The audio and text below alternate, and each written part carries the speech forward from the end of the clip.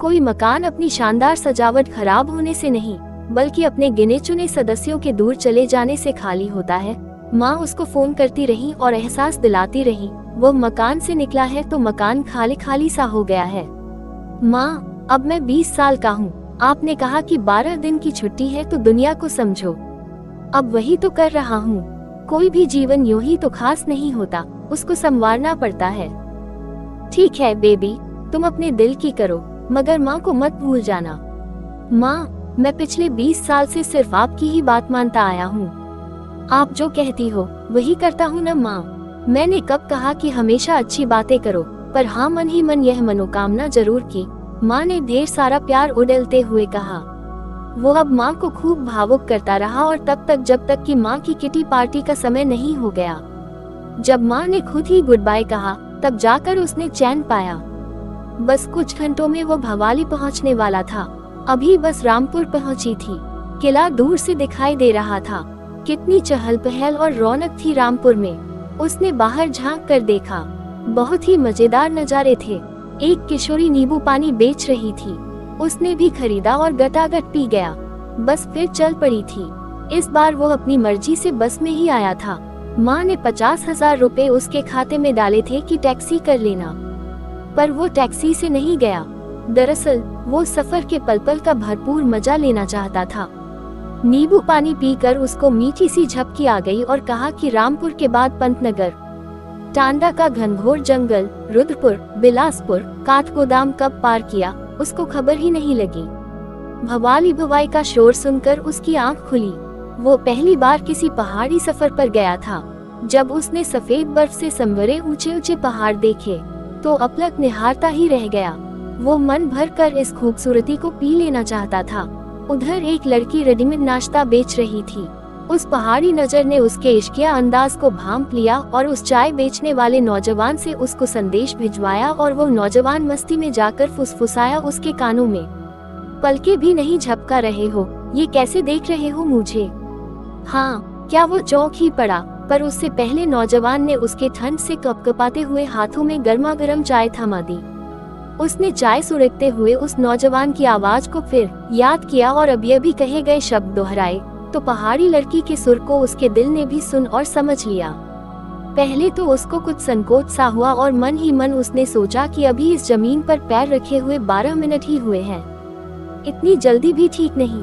मगर अगले ही सेकंड उसको याद आया कि बस 12 दिन है उसके पास। अब अगर वो हर बात और हर मौका टालता ही जाएगा तो कुछ तजर्बा होगा कैसे। इसलिए वो एक संतुलन बनाता हुआ नजरें हटाए बगैर ही बुदबुदाया।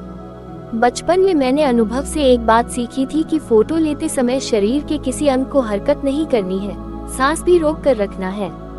अब मेरी जो आंखें हैं वे अपनी सांस रोक कर मेरे दिल में बना रही है तुम्हारा स्केच। उसकी यह बात वहाँ उसी नौजवान ने जस की तस पहुँचा दी। उसके आसपास वाले एक स्थानीय लड़के ने भी यह सब सुना और उसको मंद मंद मुस्कुराता देखकर पहाड़ी लड़की शर्म से लाल हो गई। इस रूहानी इश्क को महसूस कर वहाँ की बर्फ भी जरा सी पिघल गई और पास बह रही पहाड़ी नदी के पानी में मिल गई। पर 12 मिनट बाद ही उन दोनों की गपशप शुरू हो गई। वो लड़की टूरिस्ट गाइड थी। 4 घंटे के 300 रुपए वो मेहनताना लेती थी। वाह, क्या सचमुच, उसने मन ही मन सोचा। मगर आगे सचमुच बहुत सुविधा हो गई। उसी लड़की ने वाजिब दामों पर एक गेस्ट हाउस दिलवा दिया और अगले दिन नैनीताल पूरा घुमा लाई। नैनीताल में एक साधारण भोजनालय में खाना और चाय नाश्ता दोनों ने साथ साथ ही किया। 30 रुपए बस का किराया और दिन भर खाना चाय चना जोर गरम सब मिलाकर 500 रुपए भी पूरे खर्च नहीं हुए थे। कमाल हो गया, ये लड़की तो उसके लिए चमत्कार थी। दिन भर में वो समझ गया था कि लड़की बहुत समझदार भी थी। वे लोग शाम को वापस भवाली लौट आए थे। कितनी ऊर्जा थी उसमें, कमाल। वो मन ही मन उसके लिए कहता रहा। एक आध बार उसके चेहरे पर कुछ अजीब सी उदासी देखकर वो बोली थी, ये लो अनारदाना मुंह में रखो और सेहत बनाओ। उसने अनारदाना चखा, सचमुच बहुत ही जायकेदार था। वो कहने लगी, सुनो, जो निराश हो गई है वो अगर तुम्हारा मन है तो किसी भी उपाय से कोई फर्क नहीं पड़ेगा। पहाड़ समंदर घूमने से, संगीत कला साहित्य से भी बस थोड़ा फर्क पड़ेगा, और वह भी कुछ देर के लिए। निराशा की बेचैनी तो बस उदासी तोड़कर जीने से दूर होती है, अपने मूड के खिलाफ बगावत करने से दूर होती है। हर माहौल आंखों से आंखें मिलाकर खड़े होने से दूर होती है। शान से असली इंसान की तरह जीने के मजे लूटने हैं तो जागरूक हो जाओ। अपने भीतर जितना भी जीवन है औरों को बांटते चलो, फिर देखो कितना अनदेखा असर होता है। और अपनी बात पूरी करके उसने 6 घंटे के पूरे पैसे उसको थमा दिए। वो लड़की उससे उम्र में कुछ बड़ी थी। आगे रानीखेत, अल्मोड़ा वगैरह की बस यात्रा उसने अच्छी तरह समझा दी थी। उसने कुछ भी ठीक से नहीं सुना, यही सोचकर कि वो लड़की भी साथ तो चलेगी ही, मगर वो हर जगह अकेला ही गया। उसके बाद वो 4 दिन उसको बिल्कुल नजर नहीं आई। अब कुल 4 दिन और बचे थे। उसने देहरादून घूमने का कार्यक्रम बनाया और लड़की साथ हो ली। उसको उस लड़की में कुछ खास नजर आया। सबसे कमाल की बात तो ये थी कि माँ के दिए हुए रुपए काफी बच गए थे, या यूं कहे कि उसमें से बहुत सी रकम वैसे की वैसी ही पड़ी थी।